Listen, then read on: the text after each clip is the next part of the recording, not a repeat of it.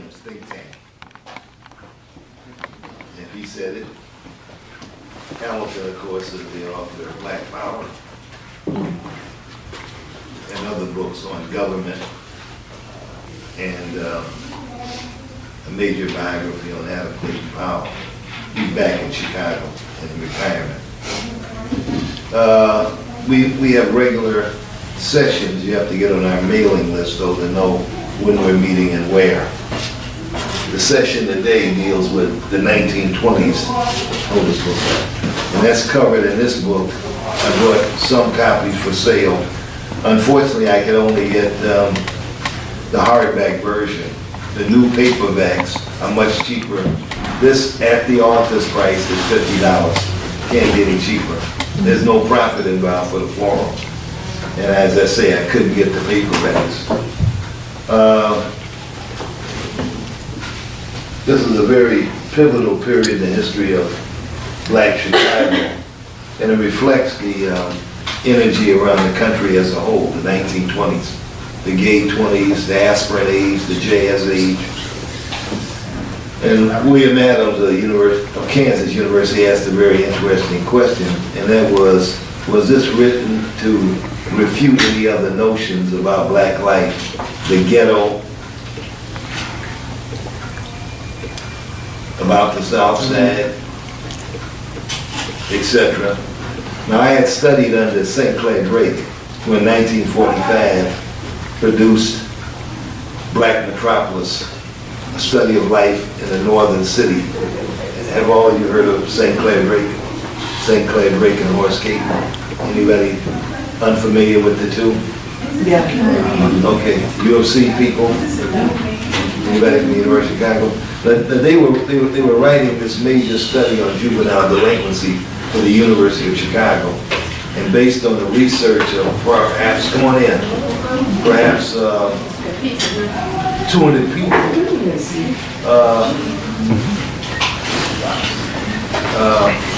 Drake and Caton were able to put together this massive study, Black Metropolis. It's still being used today.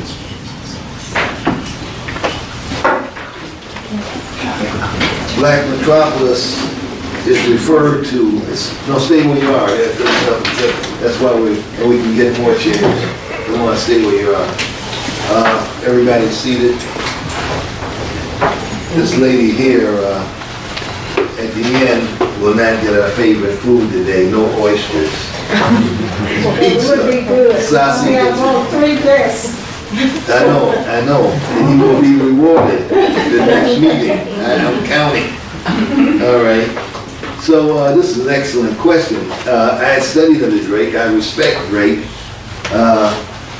And he was a social anthropologist. Usually people refer to him as a sociologist over at the University of Chicago. There was something wrong, though, with Black Metropolis here. And Black Metropolis, 1945, didn't really talk about the positives of life on the South Side during the 1920s.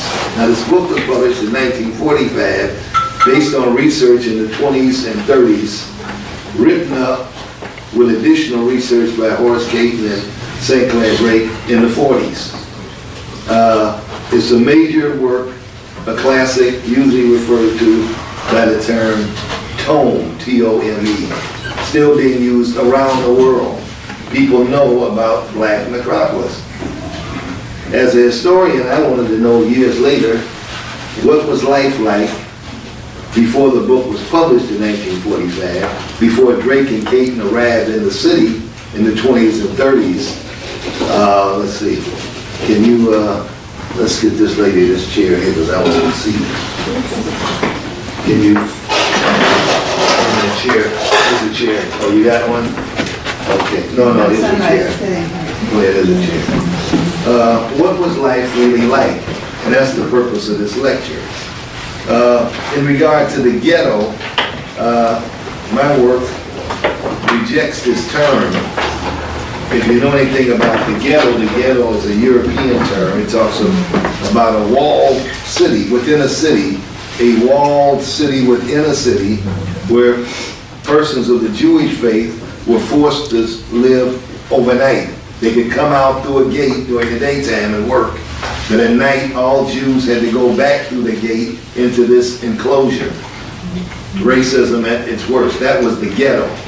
The term caught on for some reason in the 20th century in America. So you have the word popping up a couple of times in Black Metropolis, and I'll get you, it popped up in Robert C. Weaver's book on housing called The Negro Ghetto. Okay, you said it didn't start in the USA, it started somewhere else? No, the use of the word. Oh, okay.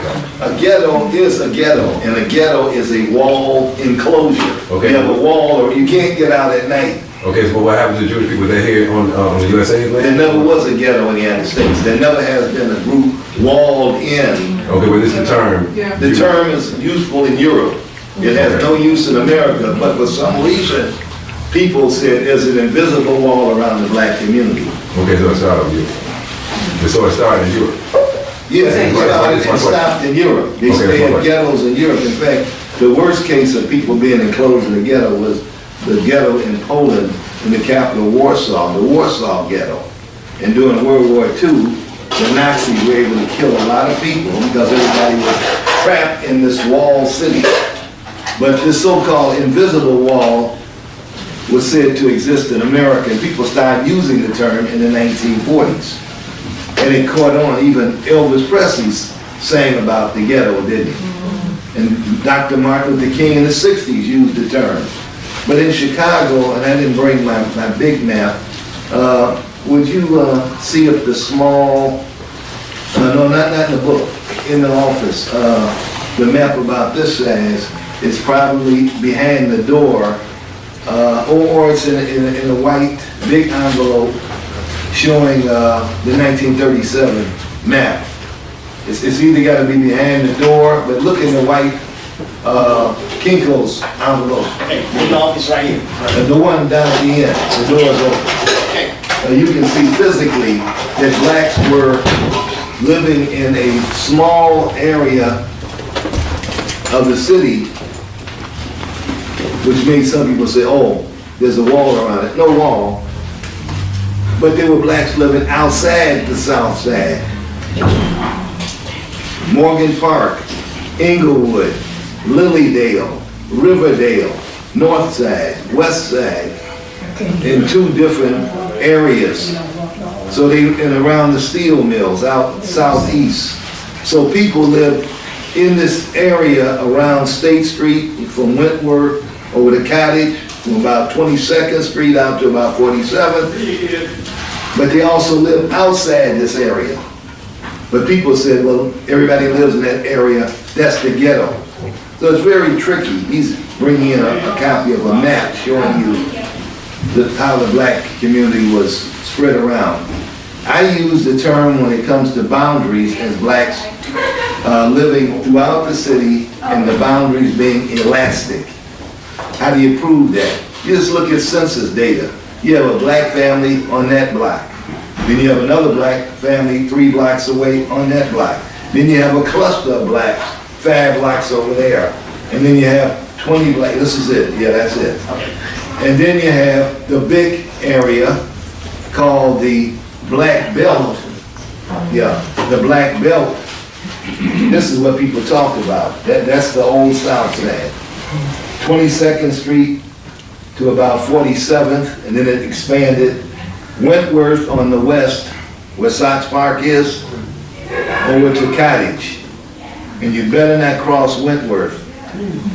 Langston Hughes tried that and got a lump on his head. He was lucky, that's all that happened. During the riot of 1919, you could be killed during the rioting going outside of this area. But at the same time, people lived here, here, here, here, here, here, here, here. If there's a ghetto, everybody lives in this what? Enclosed area. And even though this was an overcrowded area, people were slowly moving outside those boundaries. Always moving outside. My family, for example, I was born here. And after the war ended in 1945, my family moved from here over here along the Lake Street corridor. And my father had to buy a gun. Now, people didn't welcome us, but by the same token, people weren't killing us. Some chairs out there? Are there chairs? I don't know, he's out this way. Can I find some out here? Let's see how we gonna do this. Let me hold this, see if you can find somebody, see if they can bring some chairs. This one over there. Yeah, find some. Yeah, so there was no ghetto, but it's a nice word to use. It's sort of like today, anytime a black kid is in some kind of report, say a college report, someone will say, how many kids do you have from the inner city? So where is the inner city? Anywhere blacks live. You can live out in Country Club Hills, and they'll put you, oh, these are kids from the inner city. It's suburbanite. So that's one of the things I wanted to clear up, but my basic object was to look at the dynamism of the people who lived in here. There was something special about them, and not because my family was there. Okay, although I consider them very You dynamic. said Morgan Park wasn't there area there? Here's Morgan Park down here. People lived out there since before 1900. They lived over here where the steel mills were, in small pockets. I just found out about 2 months ago that there were blacks living way over here, near Riverview. Anybody remember Riverview? If you're young, you never even heard of it. What's it called around here? No, well, the blacks moved away. Okay, but you said it was Riverview. What would we call the area now? I think it's called Avondale. It's a white area. Yeah. But there were only a small number of blacks. But my point is, with elasticity of boundaries, people lived beyond here, even though it appeared maybe that there was an invisible wall. Yeah. There was no wall. Blacks were constantly moving beyond prescribed boundaries. And in the case of my father, he adopted a friend, is 45, to make sure we were safe. And it was fighting with this young lady here that used to live Park Manor. Yeah, your schoolmate, when she moved out to 6835K, and that way down here, that family had to have police protection. But there were always blacks moving around Chicago, never concentrated to the extent that you could say there was a ghetto. Now there's something else involved. I look at wherever blacks live as a community. The community can be blighted. The community can be attractive. It depends on the people living in the community. It depends on whether the landlords maintain property. It depends on whether the city continues services. But it's a community nonetheless. My community up here over in East Garfield Park, which was described as dilapidated and blighted, had many bright spots, you know, in the middle of some dismal areas. Everything wasn't the same. So generalizing, developing a general rule is very dangerous. What the Black Chicago History Forum does, it investigates all the time to determine what was what. Now, any questions at this point? I have a question. Go ahead. I'm familiar with all the areas except Lilydale. Yeah, that's now near West Chesterfield. Lilydale was out around 93rd, and where the Dan Ryan is now, you know where Gillespie School is? Yes. And where the Loudon homes are?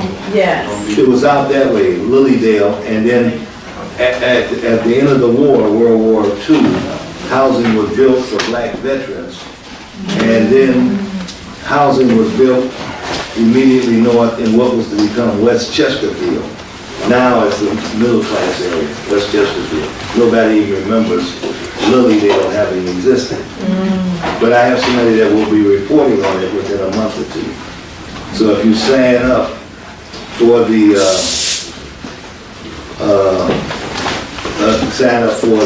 email list, you'll know when that comes up. There are some churches that coverage of the... Yeah, after the old area. Yeah. My father had a saying, my father would be 100 and 105 if he were alive. He was a barber, had a barber shop on 35th Street, a major commercial strip that blacks had down in this area. Negro here, Negro there, Negro everywhere. But the other word was used instead of Negro, meaning you weren't going to stop a dynamic group from moving where they wanted to move. So you find blacks out west when the cowboys were there. Who named the Cowboy Saturday? It was Pickett was a cowboy, Bill Pickett. But who was the model that Marshall? Who was that? Bass Reeves. Bass Reeves, yeah, he was out there, a black U.S. Marshal. I know at least 30%, maybe more, of all the cowboys in the southern plains, that's, Texas, up to Kansas, were blacks after the Civil War. And then a substantial number were Mexicans. Then the rest were white. Up in the northern plains, they were mostly white. Well, he said that Bass Reeves is the model for the Lone Ranger. For the Lone Ranger. But very few people knew that Bass Reeves was black. Yeah, and there was a woman, Stagecoach Mary, who she drove a stagecoach and had a shotgun and never lost any passengers. I don't think she was ever successfully robbed. These are real people who are omitted from American history. Blacks were mining gold out in California, first as slaves, then there were free people out there. Even Jesse Binger, who built the arcade back there, 35th and State, he spent time out west in Utah, Colorado, Montana, dealing with real estate. This is in the 1880s, 1890s. Negro here, Negro there, Negro everywhere, dynamic all the time.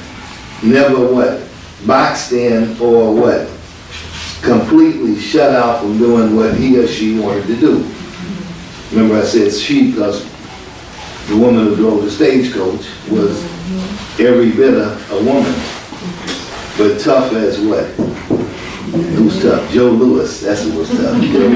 Jack Johnson, okay. I notice in just dealing with the 1920s, we're dealing with three interesting concepts. We're dealing with the new Negro over here, a new way of thinking, new Negro thinking. You know, and you met a man who helped promote new Negro thinking. In fact, he's pictured in the lobby in the tile, and his name was, he didn't look up, touch it. You met him before he died? Yeah, Hammurabi, yes. Yes, Mr. Hammurabi. He's up there in the lobby. He helped promote new Negro thinking. Now, since the World War, that's World War I, there's been a revolutionary change in the psychology of the Negro. He now will work with whites or permit them to work with him, but he resents it when they work for him. He'll work with them, but don't tell me what to do. He being their ward. He wants to control to a large degree his own affairs. His racial conscience has been greatly developed. And then this is a special memo, secret memo among people in the NAACP. Our trouble in Chicago has been that this has been taken too much into account, meaning that the NAACP, which promoted equality and then integration, was nervous about blacks who were building a black metropolis, a black city within a city, where there would be banks and businesses and cab companies that blacks owned and operated, and newspapers. There was more than one newspaper that defended. There was more than two newspapers that defended the Chicago Beat. Probably a dozen operating in the 20s. A military unit of importance, the 8th Infantry Regiment that fought in Cuba, fought in World War I.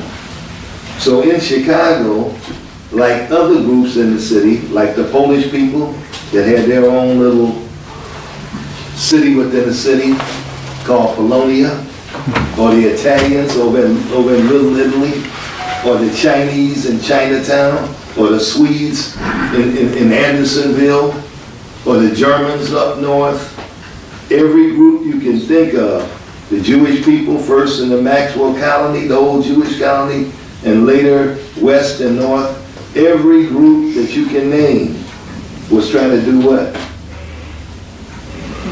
Control to a large degree their own affairs. It's natural. But because of backward thinking in America, people say, well, black people never could think like that. And then there were black people like the people of the NAACP who said, well, wait a minute, blacks started saying they want to be only with other blacks. That's going to defeat the organization's program that's trying to what? Get full integration into America.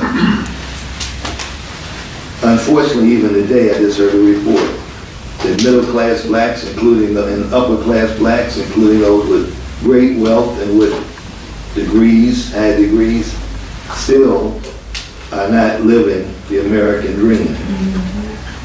So there was suspicion back in the 20s of NAACP thinking, and that suspicion is still around today because land of the free, home of the brave, the ability to pursue what? Life, liberty, and what? Not real. So one way of adjusting your life is to what? Control your own affairs. I think now they're getting a new director of the NAACP just for that reason, because he was not with, what they want to be doing. And I don't know the name, but this is recent. Now, They're looking for a new president of the NAACP. don't look at me, I just wrote the book on it, that's all. You would be a good one. No, I'm turning the reign over to Adams over here, getting him ready. So we're dealing with this heightened racial power as blacks exert themselves, so much so that City Hall was called Uncle Tom's Cabin in the 1920s because of the large number of African Americans who worked there, from the janitors to the secretaries to the clerks, up to the assistant corporation counsels, up to the assistant state's attorneys. So, Uncle Tom's Cabin. Remember the Illinois Commerce Commission, 2 ward committeemen to match 2 aldermen, a black judge by 1924, a black state senator, and then in 1928, entering the halls of Congress again, Oscar the Priest. The term Black Wall Street is always used as a reference to black wealth? Yeah, Or is and it business. And business? And business producing wealth. Okay, and not back to Tulsa, because a lot of this precedes Tulsa. See, Something like 1941. here's the thing, is the dynamism found among African Americans is not just found in Chicago. If you went to Tulsa along Greenwood Street, they were doing what people were doing here on State Street. If you went down the main street in Durham, North Carolina, they were doing what the blacks in Chicago were doing. If you went up to Harlem. So the point is, you brought over a bunch of dynamic people in the 1500s, 1600s, 1700s, 1800s, up to the Civil War, who were going to be here and there and everywhere, doing everything, trying to accumulate wealth, trying to be in control. You know the old saying during slavery, give a Negro an inch, and he'll take what? Yeah. Now that's really a compliment. If you give, as Harold Washington used to say, a nobody a Willie Lump an inch, he'll lose 2 inches. Think about it. But if you give somebody who has this internal mechanism that says, I can do whatever I will, at least I'm going to try doing it, then you end up saying, don't even let him get an inch, because it's obvious he'll advance beyond the inch. That was meant to be a slur in slave masters and the racists in it. But it was indicative of awareness of what could be. They underestimate us. Always. But that made sense if you were psyching yourself out. I'm better than you because of the way you look. Then you can go to the extreme. And God made you look the way you look. And God looks like what? Brad Pitt. But it's an acknowledgement of your humanity, the essence of. It's a denial from the other side, denial of your humanity but If you say, if I give you an inch, you take a mile, that means you have capability to take that. That's what I'm saying. But the people that said it didn't quite realize it. They thought of it as being totally negative.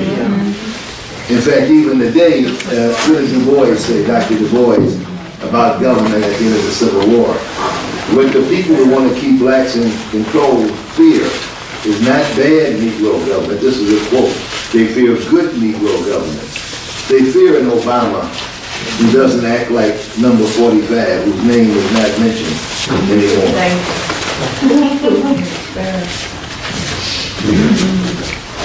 Or even George Bush Jr. Anyway, you mentioned the name. Would you call that man's name out? Who in the 20s was trying to heighten racial consciousness? Yeah, F.H. Hammurabi, yes. Yes, Mr. Hammurabi, law school student and then graduate at Northwestern. He came from Connecticut, born in 1900, came to Chicago, graduated from Howard University in Washington, came here and tried to build up the level of self-esteem among African Americans, because you have to remember, a lot of people have been psyched into believing they were, in fact, as the stereotypes depicted them. You try to help us understand our connection with the homeland. That was one of his main concerns. The African experience was positive and interesting. You mentioned a word earlier, two words earlier today, Black Power. You were in Ghana, West Africa, and you were talking about the Black Star Steamship Line, and you talked about, wow, Black Power exemplified, a black captain, a black crew, a Black Star flag over the ship. That's real. Yeah, Marcus Garvey, when that same era, that was one of his... Well, it's based on Marcus Garvey. Yeah. During the same period, Marcus Garvey taught, which was not unique to him, but was quite commonly being espoused even in churches. The whole idea of the black metropolis is wherever you are, you do what? You control, to a large degree, your own affairs. Well, Kwame Nkrumah was really influenced by the time he spent here going to school and he was us. That's where he picked up a lot of his ideas. Yeah, and then the ideas were always being shared between Africa, the Caribbean, in Europe, and the U.S. Let's move on. This is him. This is Frederick Robb. Notice he dared say there was 7,000 years of greatness.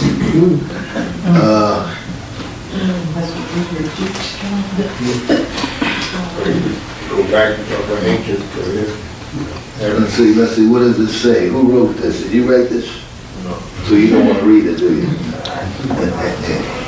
Let's all read this. Here's Garvey. Now, Wright and the priests were in Republican politics, mainstream politics. Garvey was in independent black power politics, meaning that blacks throughout the world were going to exert themselves, get rid of the colonial masters in Africa, in the Caribbean. Military spirit. This unit of the National Guard was organized by blacks who demanded that the officers be black. They only had black officers. The only National Guard unit in the U.S. had an all-black officer corps. They fought in Cuba in 1898.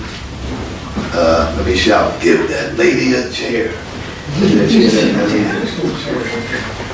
That lady, give that lady somewhere to sit. That's my cousin. What is your name, though? Jones. Almost sounds like Reed, doesn't it? Okay. There's another lady. Okay. Can I ask one question? Go ahead, go ahead. What is nobody gives him a credit to J.A. Rogers for his contribution to the thinking of... We're going to start a history club here. We will. J.A. Rogers, Joel Rogers, was a historian who for a time lived in Chicago. In fact, in 1917, he wrote a book called From Superman to Man. It was an argument against racist notions that blacks were inferior. But I mean, his name will be mentioned. On the stage, in literature, and the visual arts, whether Archibald Motley, William Eduardo Scott, who studied over in Paris with Henry O. Tanner. Somebody want to identify Henry Tanner? This is artist. And artist. And what was he known for? What type of art? What genre? Is it European? Well, Was it the he Renaissance started period? out with the biblical scenes, and but he was a noted American artist. One of the first African Americans to get worldwide recognition. And he stayed in France. I don't know if he ever came back here permanently, but Scott left Chicago and went over there and studied with Tanner. That was the thing to do. He went to study with Tanner. Tanner was here at the World's Fair in 1893, exhibiting his painting first lesson on the bagpipe. He had seen, who was here when I showed that on the PowerPoint? He also later did the famous first lesson on the banjo. The old man, the little boy, they did. That picture is hanging in Tanner, well, not the original, but Tanner School in Parkmana. That's bagpipe or the banjo? banjo. The banjo, okay, yeah, distinguished. What's that, William Farrell, Richmond, Barthé, Charles Dawson, whose works are here, Charles C. Dawson, and shown out in the lobby, Charles C. Dawson. And this man here, who I just learned about last year, a photographer of extreme talent who painted a picture with his photographs. His name was King Daniel Ganaway. I'd never heard of him. His most famous photograph was Transportation. For 2 years, he went down to the South Street station looking at arriving trains, waiting for the right moment when the light coming in through the roof of and the steam coming off the train would be right. And finally, he got it right. And he became a nationally renowned and prize winner for Transportation. I thought you were going to lecture on him at the beginning. I think I did mention him. Yeah, I'd never heard of him. And I said, wow. Then I met one of his relatives. Yeah, King Daniel Ganaway. Other photographers of the day would just picture black people that looked great. He wanted to paint a picture. He was called a pictorialist photographer. It was a special group of photographers who used shadows, light and darkness to convey a certain feeling and message. King Daniel Ganaway. And notice I dare put down philanthropy. Davis. That's, what's that lady's name? I think it's Elizabeth Davis. And we all know about Ada S. McKinley. And there were other women who had come out of slavery that were engaged in philanthropy in Chicago. Like Mrs. Elam House down at 47th and King for young girls. They set up homes to help young girls coming up from the South adjust to life in the North. So blacks were engaged in philanthropy. You know, beside the rich people like Jesse Binger and Robert Abbott of the Defender. This is something people don't talk about. They think of blacks as only asking for help rather than being. Was Miss Poirot a philanthropist? What was that? Annie Poirot? Oh, you mean Malone? Malone. Annie Turnbull Malone. Right. Out of Moreau College. Yeah, all those people that made money helped other people. So like Oprah Winfrey, she didn't brag about it when she was here. She helped a lot of people. Yeah, there are a lot of people helping people. Willie Wilson now. He's not the only one, but they don't brag about it. You don't brag about what you do that's good. And if you don't believe me, read the book of Matthew and get spanked if you think you have to show off what you've done helping somebody. And Matthew is talking about, who told you not to brag? You know, don't you? Who knows what you do that's good? He knows before you do it. Knows why you did it. Pleased that you did it. You don't have to go around with a sign saying, look at what I did to help someone. The book of Matthew, first book in the Bible, New Testament. That you don't. All right, and we got, and with the World's Fair fever of 1927, a school teacher, a la Annie Oliver, and other school teachers and house class were determined that blacks were going to be a part of the World's Fair that started in 1933. They organized early. You know, none of the lies that blacks can't organize, can't be anywhere on time, aren't defendable. They started in 1927 once the fair was announced. Annie Oliver. And then in others. Okay, let's move on. Oh, here's one of my favorites. The man from Georgia, the Gullah publisher, Robert Abbott. He was a big philanthropist.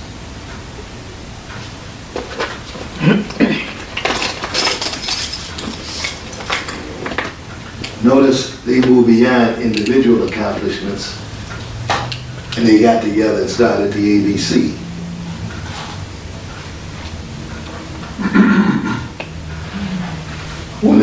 What was the mission of the ABC? What did they come To promote black businesses. So all the pharmacists would meet, and sometimes they would meet with successful white pharmacists, grocers. They met across color line. How do you increase your business? How do you increase productivity? How do you serve the community better? So all these, there were clusters within the ABC, Associated Business Clubs. When the National Negro Business League wanted to have a conference in Chicago in 1920, they had to ask the ABC, would you help us? So you might think that as influential as the National Negro Business League was, that you had to what? I'm just going to use this word, bow down. No, Chicagoans, black Chicagoans, have the same attitude that the black people in Tulsa had, or the black people in Durham or in Harlem. They were very proud of what they could accomplish, and they thought the world revolved around them. Even today, if you go out of town, how many people have experienced awe, surprise, adulation because you said, I'm from Chicago? Who's experienced that? Relatives. Yo, you from Chicago. Now what have you done that's so great that they're supposed to be mine? Or you. But hey, because they know the story. They've heard the story, the great things that the people here did. And this man started to defend it in 1905 with 25 cents. Now, of course, he had an advantage. Publishing in his family's history, a sense of confidence in self, feeling that he couldn't be stopped, that could take you a long way. And by the 1920s, he was a millionaire. By the 1920s, he was hosting black, white, Chinese young writers. First in his home over on Champlain, 4800, and then over at 4700 on what is now King Graduate Mansion.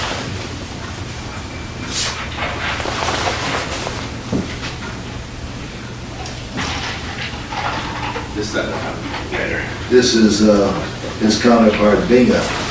Binga got started, Jesse Binga of Detroit, got started in real estate here around 47th Street. Those are all his buildings. His mother had done the same thing in Detroit. His father was a prosperous borrower. So they had this, they weren't just starting from nowhere. They were examples. Plus they had this dynamism to succeed. That's being his first bank. Now, when we met last week down the street here at the B, this was on the corner, the southeast corner of 36th Place and State Street. recently replaced by a new building. Notice he didn't mind his name being shown. Now, there were other banks in the black area where blacks lived. Really, it was really a mixed area, but dominantly black. A lot of white banks. And I found out my uncle, great uncle, when he banked, he didn't go to black banks. He went to the Roosevelt Bank, which was at 35th and what is now King Drive. And I thought, Uncle Gene, why didn't you go over to where Bingo was? And I said, I don't know if Uncle Gene had a car back in the 1920s. He lived over on what is King Drive. This bank was way over on State. He lived 3100 on King Drive. This was down at 36. Maybe Uncle Gene had tired feet. I don't know, whatever it was. I'm not disowning him just because he didn't go to the black bank. Have a card. No, he had a card. I've shown him before. No, he had a card where he was told, bring more money. Let's keep this pizza up because it's here for your enjoyment. You can make a choice. A lot of competition for banking in this area. And a lot of black people preferred to go to the black banks. That was their choice. So Binga had to work hard to be successful. With his ambition, he moved down the street to 35th and State Street into this building, this existing bank building. And then by 1929, he had this building. That's that over there, the arcade from the ground up. That's this building. This is a later photograph before these two buildings were demolished at Illinois Institute of Technology. Yeah, did Jesse Binger marry Mushmouth Johnson's sister? Yes, let's get this lady a chair. She must sit. Young, I know you're tired, but okay. Okay, no, I can't. I'm joking. Hold it. You came in on the game. You know, Reed, when you speak, I'll listen, brother. So, okay. So, did he marry her? Yeah, he married, he started his bank in 1908, and he got married in 1912. So he had money, and he had to bring a block of homes before he married this woman with money. The woman had money in her own right because she had stocks in railroads, and she sold railroad land. And then her brother was a well-known gambler. Think of Las Vegas, big-time gambling. He started out on State Street down around Congress, down that area. And you had whites and blacks gambling together, Asians, everybody gambled. People go to the boats now. He was a big time gambler.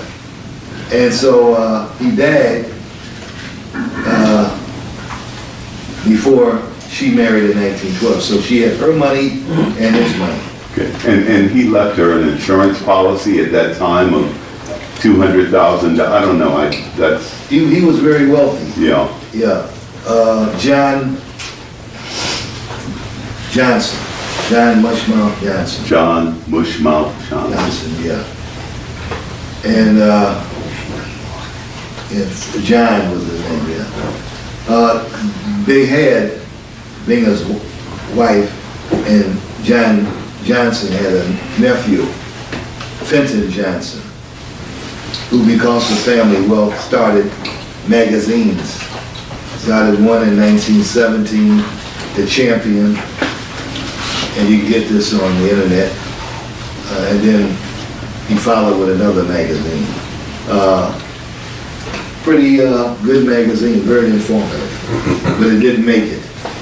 And then he went into poetry writing, went to New York to school, taught down in Louisville, was still writing in the 1930s and 40s, and writing poetry.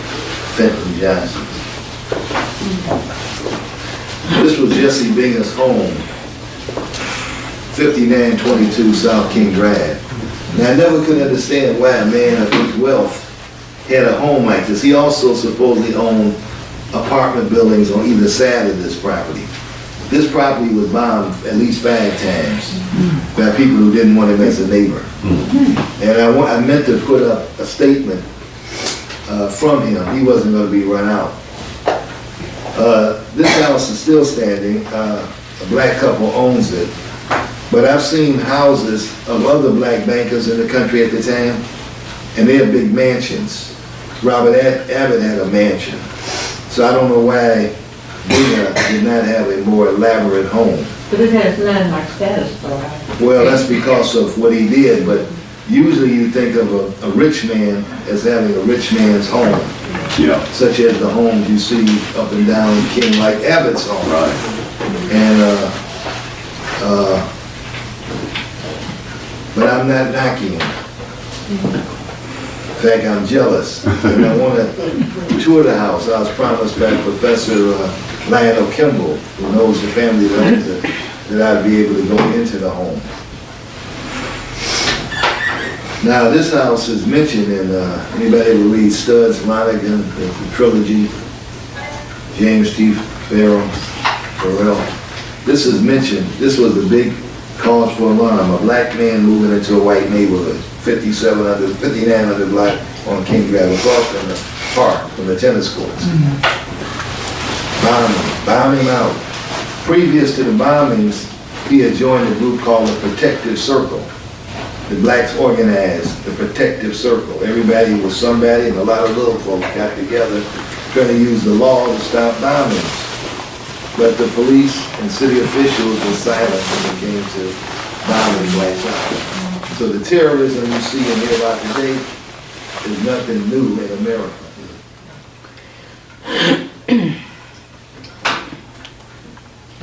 This is Anthony Overton. He owned a newspaper, cosmetic company, insurance company, had real estate, and he was also a banker. That's his bank building. He wanted to build a 6-story building. That's what you see. He had to settle for 4 stories. It was the first building, still standing on State Street. First building with an elevator on that section of State Street. Still standing, Overton building. Unfortunately, right across here, this is 36th Place. That's the northeast corner. Over here on the southeast corner, somebody built a new building, new offices, modern offices, where the old Bina State Bank was. So I don't know what's going to happen to that building, which is on a landmark building. But I mean, it should be used. Now, one floor held the newspaper, which he called the Chicago Bee. Why, I don't know. And then he had this insurance company, Victory Mutual, on another floor.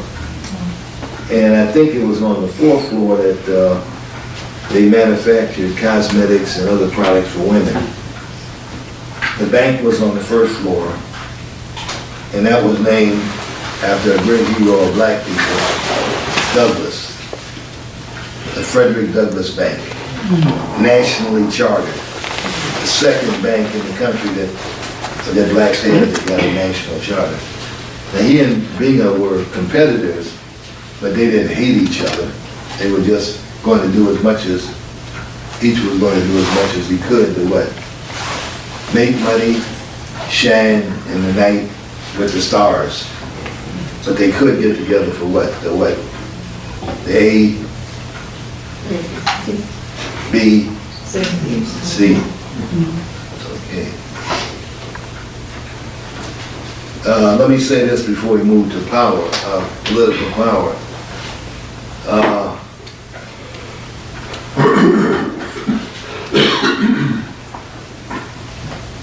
I had a student use a black business directory to map out all the businesses along State Street.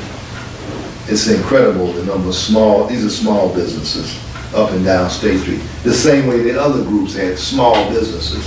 Now the mistake people make when they talk about businesses, they want blacks to have businesses the size of AT&T or Sears and Roebuck. Most communities, other than white Anglo-Saxon Protestant communities of wealthy people, have a lot of small businesses. And that's what existed up and down State Street. And this map I had, boy, I said, oh my God, there's a business for everything. And I asked the student, what does this tell you? That there's a dressmaker here. Somebody's got money and has a desire for a dress. Wow, there's a wig maker there. Somebody's got a problem with their feet. So they go to a what we call a podiatrist, a chiropodist. You name it. There was a haberdassery for men, ice cream parlor. Somebody made gum all up and down State Street. And then one of the more negative features of life along State for the morally pure was the stroll. Who's heard of the stroll? Oh, yeah. That's where people, they used to do it up where Johnson was, much farther north, Yeah. around Congress and State and Yeah. Taylor and Strait. But during this period, 26, 27, 28, 29, 31, and 32 in the Blackwood Yeah. State, people would promenade, you know, all dressed up after work, Yeah, showing off their clothes, right. and some didn't work, wearing, what we call the, what do you call that, under the underground economy. Then we get another, oh, you gotta see for this one. Okay, You yeah. have to have Excuse that. me. There's a number of benefits, you want to call them that, of having this meet your own needs, because you didn't always have the option to go outside. Right, yes, So Yeah. had to be Right. self-sufficient, Yeah, and so you create your own wealth. Right, you wanna control what? Your own affairs. Right, you want your own money to turn over in your own community. Right. yeah, that area on State from Congress going south was called the Levy District. Not farther west. Yeah, oh, it is, the Levy is further west. The levee was near the river, Yeah, and that was around, what's that street, let's see, Wells, that's where the levee was. okay. It's not the Levy, it's the levy. The levee. Okay. The levee, yeah. Okay. And, say from Harrison Yeah, and Wells, back south all the way, places of prostitution, right. gambling dens. I mean, it was, the police didn't go in singly. Yeah, 2 or 3 would go in if they had to arrest somebody. And there was a lot of crime. Every nationality was there. I mean, it was a predominantly white criminal area, the levee, but because a lot of blacks lacked money and couldn't find housing in other places, you will find blacks around what? White crime. right, right. That's the best they could afford. And then when it comes to jobs, you heard of the yellow piano man in song? No, That's the mulatto, the light-skinned piano man. If he wanted to play, he was only end up playing in the brothel where the prostitutes were. Customers liked music and they liked the women and they liked the booze. And black women who wanted to work many times were maids in these brothels. They were like invisible people. Their job was to, you know, just get the work done, not be seen, and and they kept their mouth shut on what they saw. The white folks that were big in these poorhouses. But the levee was a notorious area. Then there was political corruption in Now, the where you levee. said it was? Think about Wells Street. And what's the next street over from Wells? Let's see, Wells, Franklin. Franklin. Yeah. Think Down Harrison. in what is now the West Financial Loop? district, the financial district. That's the financial, you know what what's that big brown building you grab under there? What's that called? Whacker. No, it's south, this is black south, and post office is black east. It's called the financial, whatever it is. Oh, you're talking about the stock exchange? Yeah, Oh, Yeah, that's like what the levy was. yeah. There's another pizza, you get some pizza. Yeah. Because it gets cold. That's what people were. Yeah, It was, That's around like 400 South, between Jackson. yeah, 400 south, fast, but all the way down to 1200 south. And then, really, the levee expanded to be over at 22nd and Wabash, because the notorious Everly sisters, 2 white southern women, came up north and started this big whorehouse where only the very, very wealthy whites could come. Me and Marshall Field's son. In fact, somebody was found dead there early in the 1900s, and it was hushed up. He was taken to his home where he supposedly died in his sleep.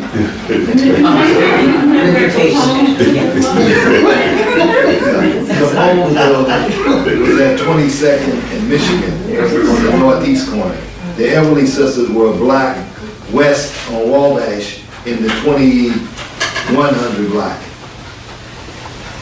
And so then the blacks were living, for the most part, south of 22nd Street, although very, very poor blacks were living where, you know where the, is that the Second Presbyterian Church down there at the, what's the church on Michigan? In the wealthy district. Yeah, Cullerton. What's that, the Second Presbyterian? Yeah, about a block west of there was Little Africa. That's where black, or darkest Africa. Darkest Africa, that's what they call it. Very, very poor people. Remember there was a job ceiling, so blacks were what, menials for the most part? Right. They did service work, Right. and they had to find the cheapest housing. And it was in the worst neighborhoods. Very interesting. It's darkest Africa. And then as you went farther south along Wabash, past 22nd and 24th, blacks started to own a few homes. Then there comes a day in the 1920s when blacks are living on what is now King Drive in mansions. Because you always had black professionals coming in from the south, some from the east, and they came to Chicago. And as blacks made more money in the stockyards and the steel mills, they had more money to pay doctors, lawyers, like that. Yeah, you have to have money to pay your professionals, but the professionals came anyhow. So, but weren't those mansions really rooming houses Some for were, the most part? yeah, for the most part. But, Right. But then there were people who lived in, That lived elegantly in those. yeah, that was, it reminds me of the introduction to a book about Daniel Hale Williams. The writer came to Chicago in the 50s, interviewed people, and she opened up, she says, I knew nothing of this community. And you can find some of the shabbiest housing in the world in this area, meaning the South Side. And then you go into someone's home, and it's the most elegant place in the world, with paintings, and fine china, etc. That's the whole thing. They're saying you can't tell a book by looking at its cover. Right. That's so true, especially in the black community, because you have somebody that had money living next to somebody who was a postal worker, living next to somebody who worked in the stockyards, living next to a Pullman porter, living to somebody who was a maid in the brothel. So, I mean, this is, because of racism, blacks did not branch out like whites did. You know, you go to a nice white community, you don't see taverns. If you do that, the doors aren't open, and people are making noise, they don't tolerate it. You go to a rough white neighborhood, it reminds you of some of the rough black neighborhoods. You go to a rich white neighborhood up along Sheridan Road in Evanston, or the Jackson Park Highlands, even today, and you say, wow, this is living. But I was in a home, I don't want to say too much, but I interviewed people, I was in a man's house. I didn't want to sit on that beautiful couch, it was just, it was so expensive, and I walked in. Oh Lord, what am I doing here? Water. That's in the Bible too, I was hungry. I was treated so, but this is the way. This is the advantage of being a historian. But I've been around some places that are pure elegance. You know, this, I don't want to say too much, but it's just everything that the wealthy had was there. And it made me feel quite efficient.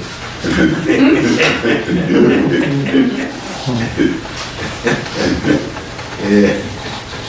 Well, you didn't have your knowledge of history. Yeah. Well, thank you. I have a question about black business in the 20s. Yeah. I just don't, because I don't know, I don't understand how black business owners if, for an economy to thrive, you know, within a, within a community, like a Black community, it would need access to capital.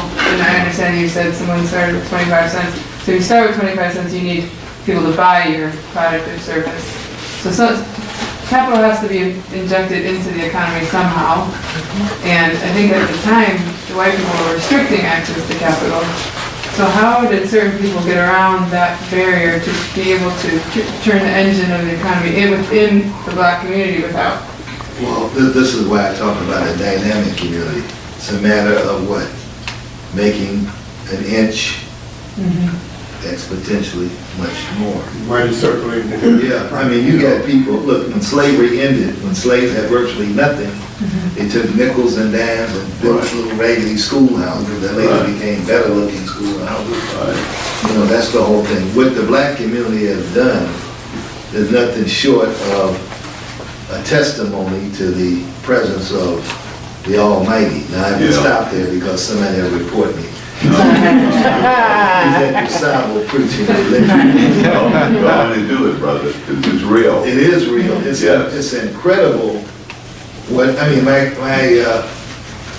great uncle, really, we called him my grandfather, who took in my mother and twin brother in World War I. They were doing much better in Chicago. He was just a Pullman porter. And his wife did domestic work. That's what all the Black women were doing 100 years ago in Chicago. There were a few going to college, but it was no big deal. You weren't gonna, you could do domestic, but you weren't gonna be in a bank downtown. Right. And yet by the 1930s, my mother told me a story about she learned how to drive because the family had the part-time services of a chauffeur. And then I heard stories of where I was born, 3159 South Park. Every room was a little like a little mansion. I remember on the corner, every room was a different shade of blue. None of the cooking was done on the first floor. It was all done in the basement of some dumb waiter. So I started hearing these stories, and it inspired me to do something when I rehabbed the house we had on the west side. But it's amazing what people can do when they're driven to achieve.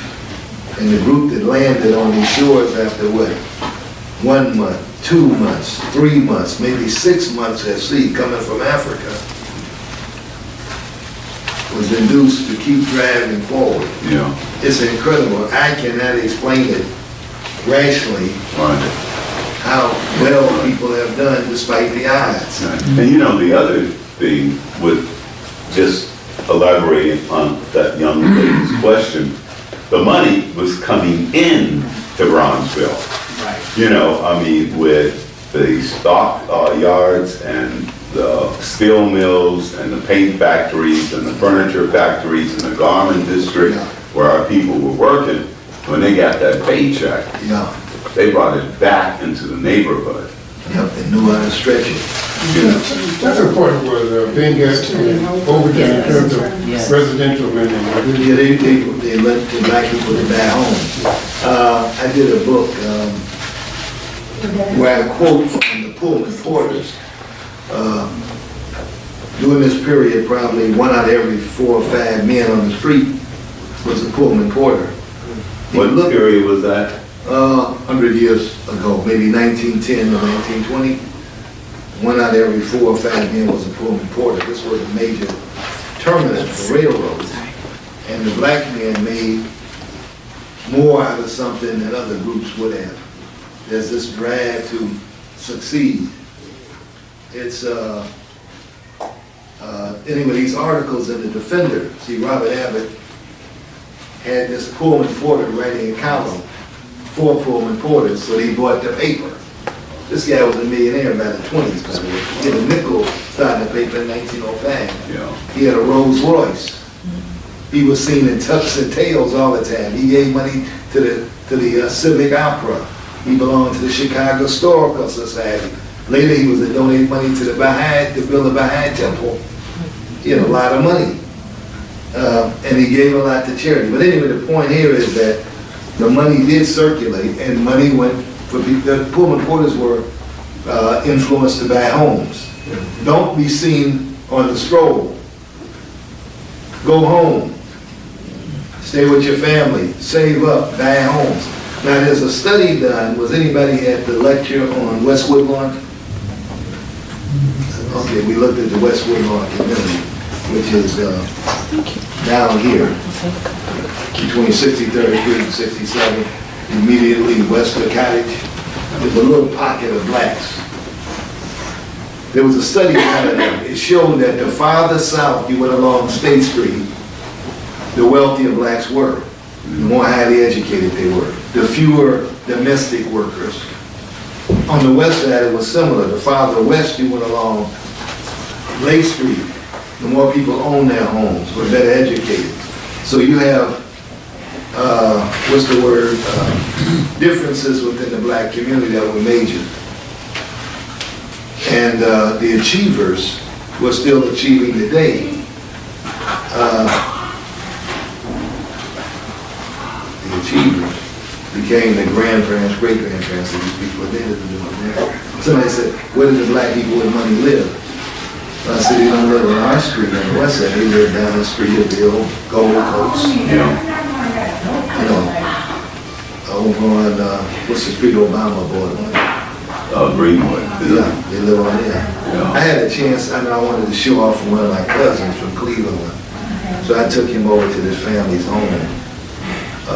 I think it was on Greenwood, because they had a swimming pool. There were only a couple of pools at ground level in the whole city of Chicago.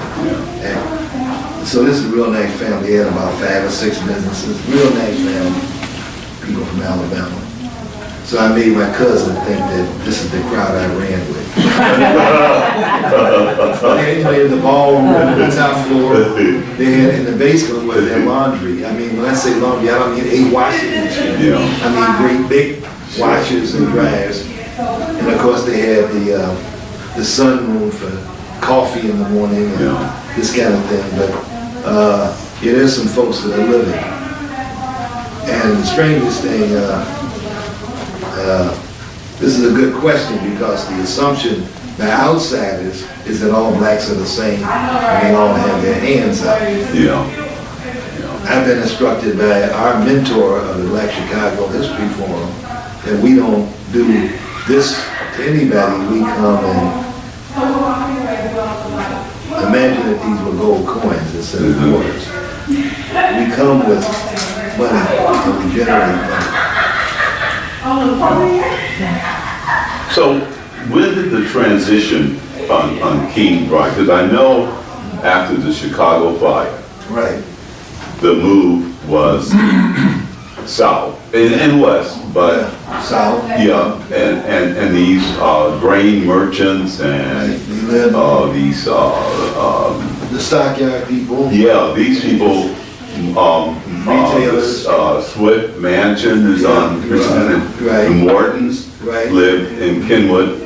But when did the transition occur that it was, because I assumed it was integrated. No, it was all white. It was all white and you had blacks that were providing service. Yeah, every now and then, sir. Yeah, so the Black Belt was just a conclave. Yeah. And then the black, you wanna know when they moved in? Yeah, I know the riot, 1919 race riot, had a serious impact, and World War I. Before that had a serious impact, because all the men were leaving their women. Yeah, we Behind. talked about that. Yeah. So the whites, for example, we talked about Saturday, the whites abandoning First Baptist Church at 31st and King, which is now Alabama Baptist. Right. It's in writing. We have to move our church because the men are away. Yeah. And the Negroes are moving closer. Right. So they sold Olivet. They sold Olivet, which was downtown, very cheaply. Not downtown, it was 27th and Wabash. So little by little, the whites started moving out of what was Grand Boulevard. Grand Boulevard began at 35th Street, Right. down to 51st or 55th, one of the two. And South Park was 35th up north. And then later it was all to become South Park. But so the blacks were found, say around 47th Street, that are late 20s. And that's why I talk about elasticity of boundaries. Because blacks were where they weren't supposed to be, buying property where they weren't supposed to be. And so at late 20s, when the Regal Theater was built, there was still a white neighborhood. But the Regal was built for a black audience. That's right, and the same with that South Center department store. Right. And then And the Savoy. yeah, and these are Jewish entrepreneurs who said, we're built for a black audience. Right. And we will think about, we will have a black man manage the South Central department store. Yeah.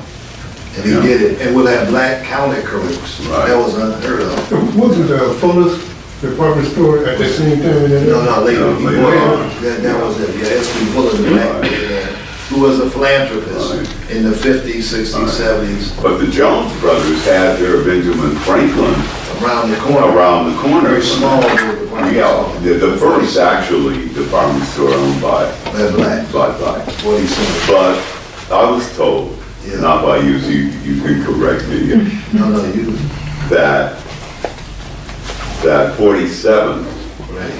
really came about because of white businessmen realizing what was going on 35th Street. You're right. You know, So and so they put their money in Yeah, and then didn't allow, blacks to buy along 47. yeah, and didn't allow blacks to, you know, when I was a kid, Yeah, in the late 40s, you know, I still remember a chicken store where you could pick your chicken and they would bring his neck. wring his neck and clean the feathers and wrap it. And I remember a little place that my mother would stop in and sold Rocky Mountain oysters. You know, anybody know what Rocky Mountain oysters are? Genitals. Yeah, they're bull nuts that have been squashed down and fried up, and they consider a delicacy. Yeah, they taste like chicken, right. Piece of You might know this information, I'm asking a question. Is it true that Roebuck from Sears and Roebuck was actually a black man? Could have been. Because that's what I heard. Could have That been. he was actually You know, it's a like- black man. There's so many people that, what's the word, participated in the invisible migration, meaning they passed for white. You don't know who's who in American history. Abraham Lincoln was asked, I want to do your biography, talk about it. He says, we haven't done anything, but the black people rumored, it may not be true, Yeah. that Abe's mother was part black. They say he was black. Yeah, I mean, it's So so. they got pictures of him black. Well, black people, and when you, I remember they would call some certain people out. These are older people now as a kid. It's all everybody knows that, but that's the invisible migration. Oh, okay. And so that's why, but you can't tell whether a person had quote unquote was of black ancestry by looking at them all the time. Yeah. You can't tell. You didn't. But the old folks who knew what was what when somebody was born, if they talked about it and shared it with somebody, it would come out. So throughout American history, like they say Alexander Hamilton, his mother was at least part African, and then she had a child by a Scotsman, and that was Alexander Hamilton. And then you have a number of people. It's just a number of cases in the 1920 election for president. Both the Democratic and Republican candidates for president were accused of having black blood. That's how you discredited the white person, by saying they were part Negro. Yeah. And he printed 2 books on President Harding who won the election. And we know in Ohio, I have relatives in Ohio, so a whole lot of mixing, the Indians, the whites, the blacks. And we had some relatives in Ohio that you could visit Mount Sterling, Ohio. They welcome you very quickly on the porch, take you inside, and when the door was shut, they share family photos. But they didn't want anybody to know that they were of mixed blood. But it's documented that J. Edgar Hoover was black. Could have been. It's not, it's documented. Yeah. And it almost be on it. Meeks wrote the book.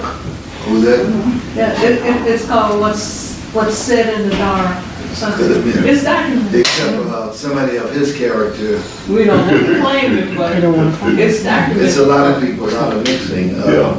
which shows you how silly it is to deal with quote unquote races. Remember, Yeah. when we were coming along, they said there were 3 races, right? Right. Then it became 4 races, Yeah. then 5 races, Right. silly nonsense. And then now, we know it's only 1 race, the human race, The human race. with all your organs being what? Interchangeable. Right.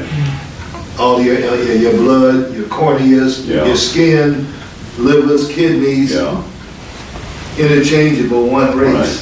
But now with this number 45 around, Yeah. people are beginning to think they're super racists. Oh, Dr. Charles Drew, I mean, when he developed Blood, yeah. the blood, I mean, from what I understand, he died because they wouldn't give him a transfusion. And on the battleground, many black soldiers died because they refused to mix Yeah.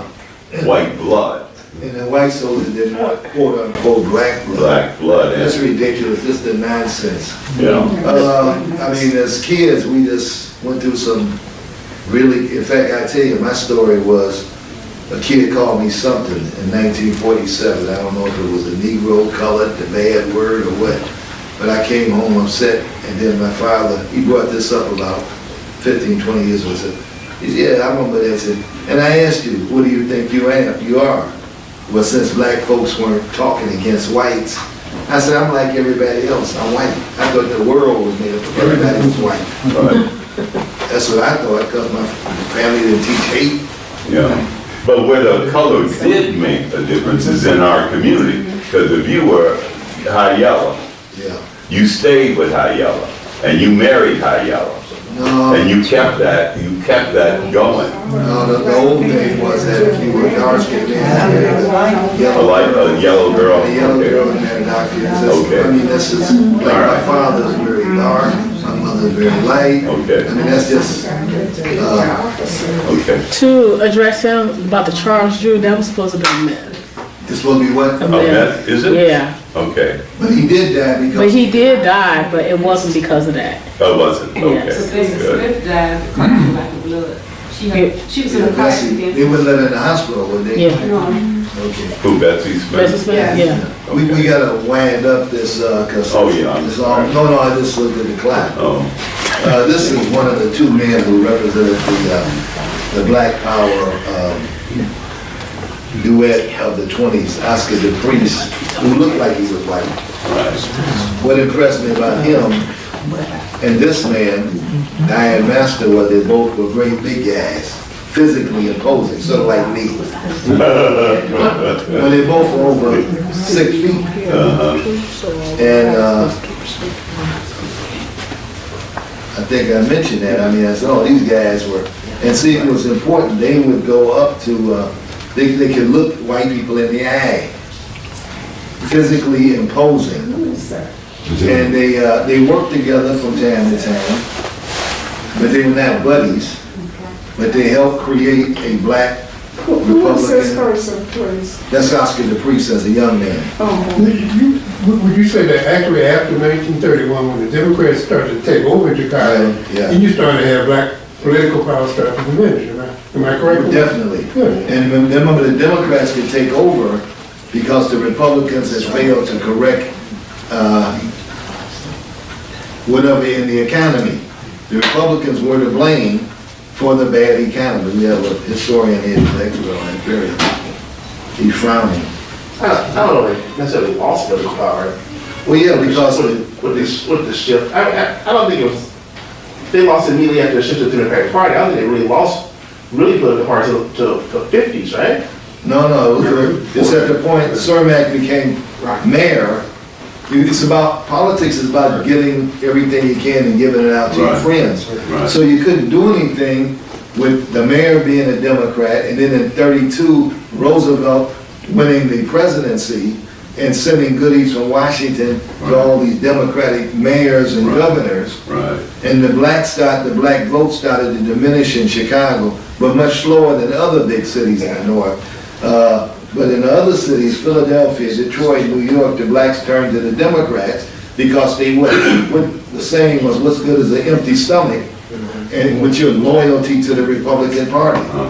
And the Republican Party was the party that what? Armed the slaves. Some said freed the slaves. I say my great-grandfather freed the slaves because he was a soldier in the Civil War. But there's no doubt they armed the black people, and Lincoln was willing to what? Extend the vote after arming black soldiers, arming men to become soldiers. They were going to get the vote. That's one of the reasons John Wilkes Booth killed him. What are you trying to do? Let Africa take over America? But yeah, the 30s, you just didn't have the goodies to spread around. You didn't, I guess you didn't have time to touch on it, but this is a quick question. I don't know when it started up. I know it's a while ago, but you got any information like far as how the whole, I'm intrigued by far as the whole Jet magazine, the whole Ebony, the whole Johnson & Johnson, the whole, when that whole wave came to Chicago? Well, I mean, it was the 30s when John Johnson started Ebony. But I mean, Robert Abbott started Abbott's Monthly in 1931. Okay. But he couldn't publish it over a year. You can Google up Abbott's Monthly. You can see the magazine. Yeah, oh, great. And then he had one called Reflects Us. It reflects us. That didn't make it because the Depression had started. Then Johnson came in, and obviously he knew what had been done and slowly built up Johnson's, especially during the 50s. So that was the 50s. Yeah, 50s and 60s, that's when Ebony was really going good. Everybody had an Ebony on the cocktail table. Right. So when they first came in, they had to build it downtown. No, that's a recent building. Okay. A recent meaning, let's see, I'm a guess, I don't know, 80s? Like 70s or 80s. Yeah. Like 71, 72, I think. Was that the one down, Michigan 71, 72, yeah, that's recent. By the way, the first black building owned downtown was owned by John Jones back in the 1800s. Oh, right, the Taylor. The Taylor Medical Society. Right. Yeah. So 3 buildings all together. Yeah. Is that the same Burrell at the time? Yeah. Yeah. He said, I always want to see my name on the building downtown. But Johnson's building has a distinction. It's the only building on Michigan Avenue that has a garage Oh, yeah. that you can enter into the building from the front. I'm gonna make a prediction that it will not become a landmark building and that it'll probably be demolished and it's gonna mirror the 2 or 3 other 30-story buildings going up on South Michigan. Oh. The land is so valuable. Yeah. His is only 8 stories. Right. And all that land is just hot. It's Right, and Columbia College owns it now. Yeah. So Yeah, they're gonna pay them. Yeah. Okay, now I know about, when you said Columbia College, I know Columbia College bought the Johnson building downtown Right, Michigan. right. My thought is, I used to be a reporter for Chicago Defender back in the 90s, and I saw that the location has been closed for years, but I think it's a landmark. You know, it's the actual building that's right there on 20, I mean, 23rd in Michigan, something like that, 20. It'll be the automobile club. Yeah, the automobile club. Yeah. I don't think that's a landmark. AAA, no. I don't. But that's actually good. When I was working, that's actually good. Yeah, that's gonna be a restaurant, but it's about ready to open. Are you serious? Yeah. Yeah. Yeah. Now, the original Defender building in the 3400 block of Indiana is a landmark. Right. But not the one on Michigan. No. And, so the landmark building though, and this was the landmark building has a new facade. Yeah. Under landmark status, you don't change the outside of the building. For some reason, the landmarks committee said, okay, and so it's got a new front. But that's Well, I don't think it's a national landmark. I think it's a city It's a city landmark. So the city can do what they want, just like Unity Hall is, Yes, a landmark. well, it's a landmark, but it's dormitories for students at IIT. Yeah, see, but the Landmarks Commission, I was on the Landmarks Commission for 6.5 years, rarely wants to grant permission to make a change to a building. Okay. Even Chicago. Yeah, and even demolishing buildings, I remember the Catholic Archdiocese over in Hyde Park wanted to demolish a building because they could make money by getting rid of it. Yeah. Somewhere where Obama lives. Mhm. And that was a big thing. You could tell there was pressure put on the commission to agree to the demolition Then there was a building at 33rd in between Prairie and Indiana, a little nothing looking building across from the church that was demolished. And there was a building on the IIT campus near 35th and Dearborn, looked like nothing. They allowed that to be demolished, but basically you don't expect good looking buildings to be demolished. Has to be tremendous pressure. Like the pressure brought to demolish the Prentice Women's Building. And I quit, that's when I quit the commission.